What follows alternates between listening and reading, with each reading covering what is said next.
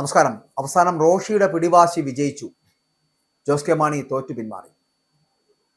LDF-ൽ നിന്നും ഇപ്പോൾ പുറത്തു പോകാത്തതിന് കേരള കോൺഗ്രസിന് ഏതെങ്കിലും ന്യായം പറയാനുണ്ടോ? അല്ലെങ്കിൽ എന്തെങ്കിലും ഒരു കാര്യം പറയാനുണ്ടോ, കാരണം പറയാനുണ്ടോ എന്ന് ചോദിച്ചാൽ ഒരേ ഒരു കാരണമേ. അതെന്താന്നല്ലേ? കേരള കോൺഗ്രസിന്റെ മുന്നണി മാറ്റ നീക്കത്തിന് തടസ്സമാകുന്നത് റോഷി അഗസ്റ്റിൻ മന്ത്രിയുടെ പിടിവാശിയാണ് എന്നുള്ളതാണ്. മുന്നണിയെ ചതിക്കാതിരിക്കാനാണോ അതോ മന്ത്രിസ്ഥാനത്തിന്റെ സുഖശീതളമയിൽ നിന്നും പുറത്തു വരാൻ പറ്റാത്തതിന്റെ മടിയാണോ എന്നറിയില്ല. റോഷിയുടെ ഉടക്കിൽ കോൺഗ്രസിന്റെ അല്ലെങ്കിൽ കേരള കോൺഗ്രസിന്റെ മുന്നണി മാറ്റ നീക്കം പ്രതിസന്ധിയിലായിരിക്കുന്നു. പാർട്ടി പുലർത്തിയുള്ള മുന്നണി മാറ്റം ഈ ഘട്ടത്തിൽ ജോസ് കെ മാണി ആഗ്രഹിക്കുന്നുമില്ല.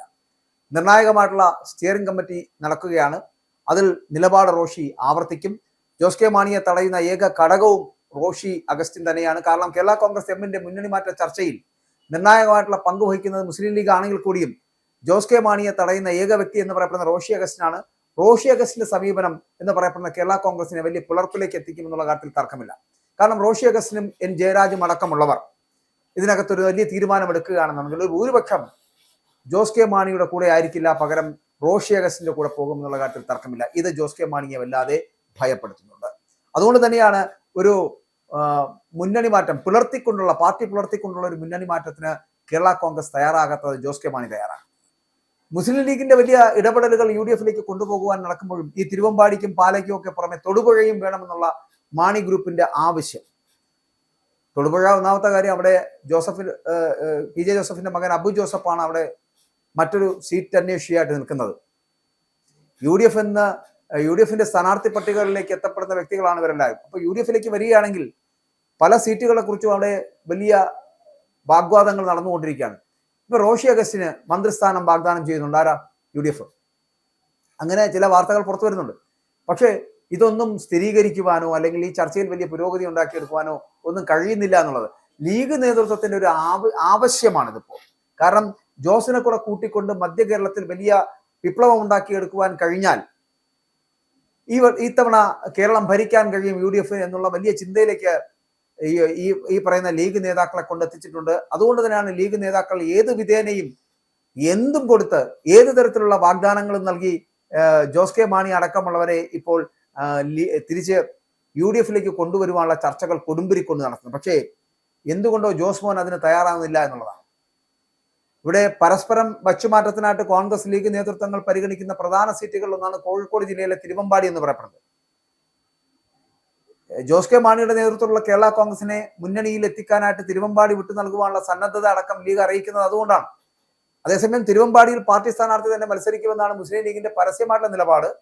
വിശ്വാസവും വികസനവും സാമുദായിക ഘടകങ്ങളും എല്ലാം ഒരുപോലെ സ്വാധീനിക്കുന്ന മലയോര മണ്ഡലമാണ് തിരുവമ്പാടി എന്നും അതുകൊണ്ട് തന്നെ അവിടെ ലീഗിന്റെ സ്ഥാനാർത്ഥികൾ വിജയിച്ചു കയറുമെന്നുള്ള പരസ്യ പ്രസ്താവനയൊക്കെ ലീഗ് നടത്തുമ്പോഴും രഹസ്യമായിട്ട് അവർ പറയുന്നുണ്ട് ഈ സീറ്റ് വെച്ചു മാറാൻ തയ്യാറാണ്. അതായത് ജോസ് കെ മാണി വരികയാണെങ്കിൽ തിരുവമ്പാടി സീറ്റ് അവർക്ക് നൽകുവാൻ ഇവർ തയ്യാറാണ് എന്നുള്ളത്. അങ്ങനെ രണ്ട് പ്രബല ന്യൂനപക്ഷ വിഭാഗങ്ങൾക്കും UDF-ഉമായിട്ട് ആഴത്തിൽ ഇഴയടപ്പമുള്ള ഒരു മണ്ഡലമാണ് ഞാൻ ഈ പറഞ്ഞ തിരുവമ്പാടി എന്ന് പറയുന്നത്. എന്നിട്ടും മുസ്ലിം ലീഗ് സ്ഥാനാർത്ഥികൾക്ക് 2 വട്ടമായിട്ട് തോൽവി ഏറ്റുവാങ്ങേണ്ടി വന്നതാണ് ഇവിടെ നടക്കുന്നത്. അതിന്റെ പശ്ചാത്തലം എന്താണെന്ന് ആർക്കും മനസ്സിലായിട്ടില്ല. അപ്പോൾ ഇതെല്ലാം പരിഗണിച്ചാണ് ഇക്കുറി UDF-ന്റെ പൊതു താല്പര്യം മുൻനിർത്തിക്കൊണ്ട് തിരുവമ്പാടിയുടെ കാര്യത്തിൽ ലീഗ് വിട്ടുവീഴ്ചകൾക്ക് തയ്യാറാകുന്നത് എന്നുള്ള സൂചനകളാണ് പുറത്തു വരുന്നത്. മണ്ഡലം രൂപീകൃതമായിട്ടുള്ള 1977 കോൺഗ്രസിലെ സിറിയക് ജോൺ ആയിരുന്നു ആദ്യ MLA. പിന്നീട് കോൺഗ്രസിലെ തന്നെ PP ജോർജും ഇവിടെ നിന്ന് ജയിച്ചു കയറിയിട്ടുണ്ട് തിരുവമ്പാടിയിൽ നിന്നും. അപ്പോൾ മുസ്ലിം ഭൂരിപക്ഷ പ്രദേശമായിട്ടുള്ള തിരുവമ്പാടിയിൽ 1991 AV അബ്ദുറഹ്മാൻ സ്ഥാനാർത്ഥിയായത് മുതലാണ് മണ്ഡലം ലീഗ് മണ്ഡലമായിട്ട് മാറിയത്. താമരശ്ശേരി രൂപതയ്ക്ക് നിർണായകമായിട്ടുള്ള സ്വാധീനമുള്ള തിരുവമ്പാടി മണ്ഡലത്തിൽ ക്രിസ്ത്യൻ വിഭാഗത്തിൽ നിന്നുള്ള ഒരാളെ സ്ഥാനാർത്ഥിയാക്കണമെന്നുള്ള ആവശ്യം UDF നേതാക്കൾക്ക് മുൻപിൽ രൂപതാ നേതൃത്വം പലവട്ടം ഉന്നയിക്കുകയും ചെയ്തിട്ടുണ്ട്. അപ്പോൾ ലീഗ് കോൺഗ്രസ് നേതാക്കൾ ഇക്കാര്യത്തിൽ ഉറപ്പ് നൽകിയില്ല എങ്കിലും അത് പാലിക്കപ്പെട്ടിട്ടില്ല എന്നുള്ളതാണ്. കളമറിഞ്ഞ് കളിച്ച CPM എന്ത് ചെയ്തെന്ന് വെച്ചാൽ ക്രൈസ്തവ വിഭാഗത്തിൽ നിന്നുള്ള നേതാക്കളെയാണ് തുടർച്ചയായിട്ട് ഇവിടെ രംഗത്തിറക്കി കളിപ്പിക്കുന്നത്. മത്തായി ചാക്കയ്ക്ക് പിന്നാലെ ജോർജ് M തോമസും ലിൻഡോ ജോസഫുമാണ് CPM സ്ഥാനാർത്ഥികളായിട്ട് ഇവിടെ നിന്ന് ജയിച്ചു കയറിയത്. അപ്പോൾ ഇതെല്ലാം പരിഗണിച്ചാണ് കോൺഗ്രസുമായിട്ടുള്ള വച്ചുമാറ്റത്തിന് പരിഗണിക്കുന്ന മണ്ഡലങ്ങളുടെ പട്ടികയിൽ ലീഗ് തിരുവമ്പാടിയെ ഉൾപ്പെടുത്തിയത് എന്നുള്ളതാണ്. കേരള കോൺഗ്രസ് വന്നാലോ അതല്ല CMB നേതാവ് CP ജോൺ സന്നദ്ധനായാലോ മണ്ഡലം വിട്ടുകൊടുക്കുവാൻ ലീഗ് നേതൃത്വം അനൗദ്യോഗികമായിട്ട് കോൺഗ്രസ് നേതൃത്വത്തെ അറിയിച്ചിട്ടുണ്ട്. എന്നാൽ മണ്ഡലത്തിലെ 7 തദ്ദേശ സ്വയംഭരണ സ്ഥാപനങ്ങൾ 5ലും മികച്ച വിജയം നേടിയ പശ്ചാത്തലത്തിൽ മികച്ച വിജയ പ്രതീക്ഷയാണ് ഉള്ളത് എന്ന് ലീഗ് തന്നെ അറിയിക്കുന്നുണ്ട്. മാത്രമല്ല ലീഗിന് അവിടെ ജയിച്ചു കയറാൻ പറ്റുന്ന ഒരു മണ്ഡലമാണ് തിരുവമ്പാടി എന്നുള്ളത്. അതേസമയം സിറ്റിംഗ് എം എൽ എ ആയുള്ള ലിൻഡോ ജോസഫ് തന്നെയായിരിക്കും ഇക്കറിയും CPM സ്ഥാനാർത്ഥി എന്നതിൽ സംശയമില്ല.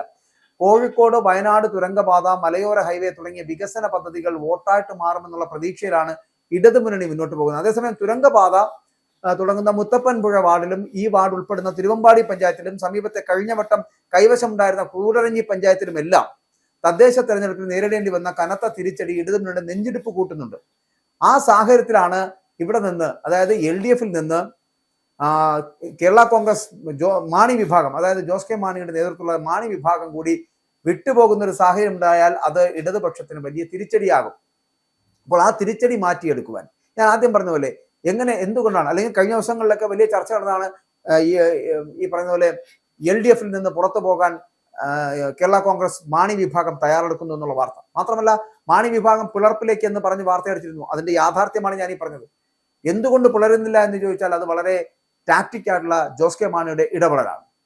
ഇല്ല എന്നുണ്ടെങ്കിൽ റോഷി അഗസ്റ്റിനോടൊപ്പം നിൽക്കുന്ന മറ്റുള്ളവരും ചേർന്ന്, അണികളും ചേർന്ന് ഒരു പാർട്ടിയാവുകയും അത് ഇടതുപക്ഷത്തോടൊപ്പം നിൽക്കുകയും ജോസ് കെ മാണിയോടൊപ്പമുള്ള പ്രമോദ് നാരായണൻ അടക്കമുള്ള MLA മാരും കൂടി ചേർന്നുകൊണ്ട് UDF പോകേണ്ടി വരുന്ന ഒരു സാഹചര്യം ഉണ്ടായേനെ. പക്ഷെ അതിൽ നിന്നൊക്കെ വ്യത്യസ്തമായിട്ട് റോഷി അഗസ്റ്റിന്റെ മന്ത്രി പദവി അത് വിട്ടുകൊടുക്കാതിരിക്കുവാനും ഒപ്പം തന്നെ ആ ശീതളമയിൽ നിന്ന് പുറത്തു വരാനുള്ള മടി കാരണവും എന്തായാലും ഇപ്പോൾ LDF വിടാൻ റോഷി അഗസ്റ്റിൻ തയ്യാറല്ല. പക്ഷേ ഇതൊക്കെ കഴിഞ്ഞ് LDFന് ഒരു പരാജയം ഉണ്ടാവുകയാണ് എന്നുണ്ടെങ്കിൽ അന്ന് ഏറ്റവും കൂടുതൽ പഴി കേൾക്കേണ്ടി വരുന്നതും ഈ മന്ത്രി പുങ്കവനായിരിക്കും എന്നുള്ള കാര്യത്തിൽ തർക്കമില്ല. കാരണം ഇപ്പോൾ വളരെ നയചാരുതയോടുകൂടിയാണ് ജോസ് കെ മാണി വളരെ കൃത്യമായിട്ടൊരു ഇടപെടൽ നടത്തി UDF പോകുവാനുള്ള കളമൊരുക്കി വെച്ചത്. പക്ഷേ അതിനെ തടഞ്ഞുകൊണ്ട് റോഷി അഗസ്റ്റിൻ പാർട്ടി പിളർപ്പിലേക്ക് പോകുന്ന ഒരു സാഹചര്യം ഉണ്ടാക്കിയെടുത്തു.